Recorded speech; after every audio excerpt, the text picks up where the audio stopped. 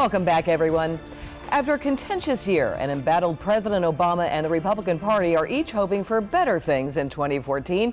Both parties left Washington for the holidays with many issues unresolved and many battles likely ahead. Dee Dee and Jackie continue our discussions, and we are also joined by Dr. Bart Rossi, and a Happy New Year to you as well. All right, well, we're going to start off the year by talking about the Boston bombing, probably one of the worst stories of 2013. When the two bombs exploded, there was a media frenzy, as there always is, but there were so many misreported facts, and the media really took a hit on this. What have we learned from the Boston bombing coverage, and where do we go from here? Because we have this 24/7 news cycle. So, Dee Dee, I'm going to start with you. You're a news lady as well, so.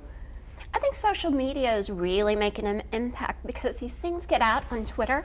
So the news sources are like, whoa, we've got to be there too. They're never going to be as fast as Twitter. It's amazing how it's changed things. So they try to beat everybody else to the punch, and then they're inaccurate, which is bad. You know, they've just got to have more responsibility. Well, it used to be with the AP, if you were in the news, you would have 1, 2, or 3 sources. Right. And that probably should have to go back to that. And Jackie, you teach communications courses. What do you advise your students? You know what? It's kind of a free-for-all right now until we find out. Everybody wants to get the scoop. Everybody wants to be first. The problem with that is that, as we know from the Boston bombing, from the Newtown shooting, is that misinformation is reported on the news networks as though it's the truth. But you can also have misinformation on social media, which is the problem. All the time. All the time. If people start following the leads on Twitter, on Facebook, they had the name of the wrong shooter for the Newtown shootings. They had the brother, and the brother kept saying, it's not me, it's not me. But that's not a news agency, though. That's different. That's social. Which my point is I think that the news agencies are starting to sort of bow to the social media thing. They don't know how to handle it. They are, and that's what I'm saying, is that you have another layer of being wrong about the information. And Dr. Bart, just when the media is wrong, I mean, that sets a tone for the country where they don't trust the media.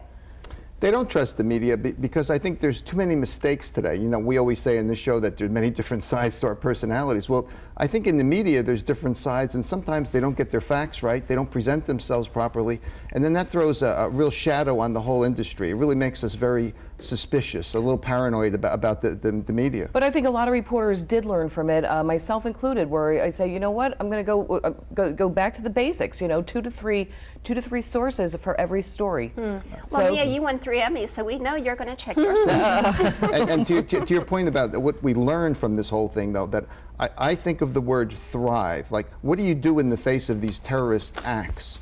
I think as a psychologist that what we really need to do is to move on, move forward, and show the terrorists that we're not going to quit. We're just going to keep going with our way of life. And thriving is the best way to answer this. That's a great point. We're going to go to the government shutdown, topic 2 here. All right, during the height of the 2013 budget battles, it looked like the Democrats were going to kind of squeeze through there with the momentum. Then we had the Obamacare misfortune for Mr. Obama, and now it looks like the Republicans. I want to take predictions for the mid-year elections for 2014.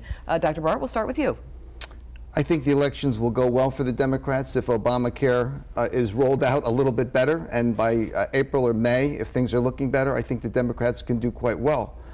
If Obamacare is suspect, and it's May, June, July, I think it could be a problem for the Democrats. But it is interesting in just a 3-month time frame how we saw such a shift. That's why you can never predict these things. Okay, Jackie? Well, I think there's 2 things going on here. Number one, Obamacare has been signing up many, many more people, and the website has gotten better. So people are going to have a positive experience. And like I've been saying since the beginning of this issue, that once people experience having health care at a reasonable cost that works for them, they're going to be so in favor of the Democrats. But go back to the question, what's going to happen mid-year elections? Okay, in the mid-year elections, if people have that positive experience, finally having health insurance they can afford, it's going to be very good for the Democrats. The other thing is the media push. If the right pushes this idea that, oh, it was terrible, it was, in their words, a train wreck, which I've heard over and over and over, then it's going to be a grand influence where it's going to affect the Democrats very negatively, only because of the media message. Well, bank on that, because you're going to be hearing it every day all day. Don't use the word train wreck. No. We didn't. The Democrat did. No, that came from a Democrat, Jackie. I'm not kidding. But my ears are ringing. Let's go back to the predictions. Yeah, midterm. We're going to win. The Republicans are absolutely going to win midterms. We're going to take back the Senate, which is what's so important. That's our firewall. We'll keep the House, we'll take back the Senate, and then we'll be on our way to being able to repeal Obamacare, the big disaster that it is. Well, let's just talk. Obviously, we saw a landslide victory for Governor Christie here in New Jersey.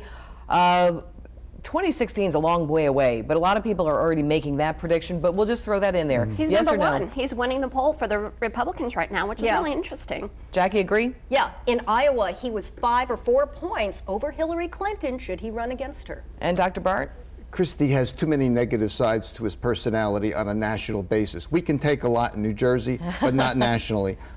Hillary will win in 2016. Interesting. Okay. Thank you, Dr. Bart. All right. Well, we also saw a strange year in New York City politics. I mean, how many times did we talk about Elliot Spitzer? We talked about Anthony Weiner, and now Bill de Blasio has taken over the reins. Obviously, a huge undertaking. He's already appointed the police commissioner, and he's got a few more appointees, the education commissioner as well. But predictions for him taking over. Huge shoes to fill from Giuliani to Bloomberg to de Blasio. Never would have thought I would have put those three in there, but that's true. Dee Dee? I think we're in for David Dickens too. I think it's going to be very bad, and I'm already fearful for Ray Kelly to leave. I just, I mean, hopefully it'll be okay, but just his policies are so far to the left, I think it's dangerous. Jackie? No, I hear this from Republicans all the time, and their fears are well-founded, but look at who the police chief is now.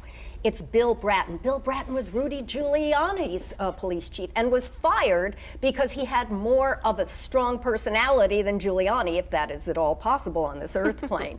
Now, he went to California, to Los Angeles, because the police force was having problems there, as we recall Rodney King back in 1991. And he learned the way of the peaceful warrior. He actually turned the LA Police Department around to be more friendly to the citizens. And I'm hoping that that's what he brings to New York City. It will be interesting. Yeah. LA is a much different city than New York City. Right, so right. But if he can change things, particularly with stop and frisk, then we've got a winner. And we certainly won't go back to the Dinkins years. Progressive policies actually work, and I think this guy has a real winning personality. He's got a chance to make progressive ideas really become implemented in New York and be very positive, and he's got a great police commissioner. I think the financial end of it is what a lot of people are also fearful of, though, with his policies. All right, well, now we began 2013, of course, just 2 weeks after the Newtown shooting, and which really carried us in and became obviously a huge story for most of this year. Gun issues, gun control remains a big topic of conversation. I know where most of you stand on gun control, but just in terms of the predictions for the country, it seems that there's 50-50 where some people think that you should be able to have the gun. That just take the predictions and not your own personal convictions, but what you think will happen for 2014. I think it's too tough to get gun laws changed, except maybe background checks. I think there's a much better avenue to go down, and I've changed my whole approach on guns in America. I think it should be solely mental health, because even the right, even the NRA is okay with mental health. They want more assistance in that area. So I think in 2014, you may see some movement in that direction, but not on changes in gun control. Jackie? Look, other countries have mental health issues. However, they have a much lower amount of gun deaths than we do in the United States because we have guns everywhere. I'm so pessimistic about this issue because we owe it to the people who have been killed by gun violence and for the future of those who might be killed by gun violence. I think that we, the citizens, if we truly believe in this issue, have to take a much tougher stand because I don't see anything happening. Nothing's happened since Newtown. Dee Dee? Nothing's going to happen. The gun lobby is so strong, and there are millions and millions of guns already out there. It's not going to change, and they've tried, gun control folks have tried to get traction over and over again. They just can't. Not going to happen. Democrats too. Look, people are very fearful of the NRA because what they'll do is they'll beat them. They'll boot them out of office, and they're not going to touch it. We touched on Obamacare. I'm going to obviously switch gears here on this. We touched on Obamacare. Is it going to fail or flourish in 2014? Dee Dee? Fail, fail, fail. No way it survives. Jackie, I know you're good. Well, it's already started to flourish, and it's going to keep going on. Obama is going to take a big hit. He's not running for re-election, so I think he's going to take it, go down, and it's going to be part of the law of this land. Dr. Bart? I think it's going to work. I think it's going to look good. I don't think it will be perfect, because no program and no person is perfect. I think the folks over at Fox are always going to be negative on Obamacare, even if it's successful. So I think it's going to have a pretty good year. I don't think it's going to be perfect, but I think it will be generally positive. We are going to talk about now, for our final topic, the Trayvon Martin case and the verdict in that. Probably the case of the year, if you will. Because many people really have not recovered from it. And it also brought to light the discussions about race. Why do you think this particular case was so important? Dee Dee, we'll start with you. I think because the president owned it. The president got involved and said that could have been my kid. I mean, we know when the president makes a statement like that, people do listen. You know, and the president's a black president, so I think that is what really made it just explode. And, you know, there just really wasn't enough proof, but it's still difficult for everyone because someone died.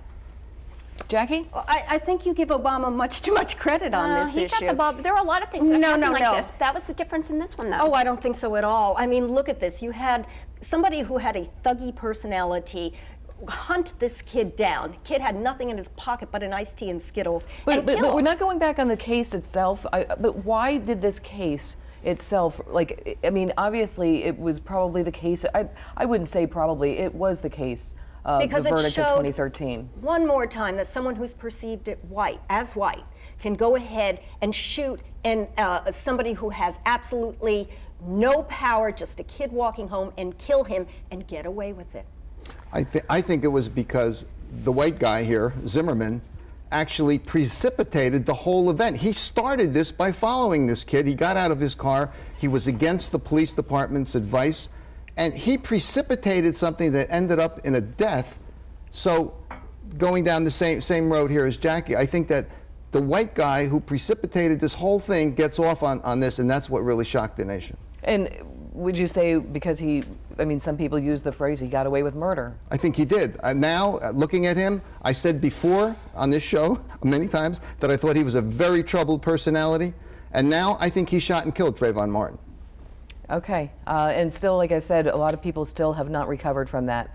So we are going to take a quick break. When we come back, we are going to talk about how to save some money for the new year. Our financial expert will give us some tips on keeping cash in your pocket for 2014.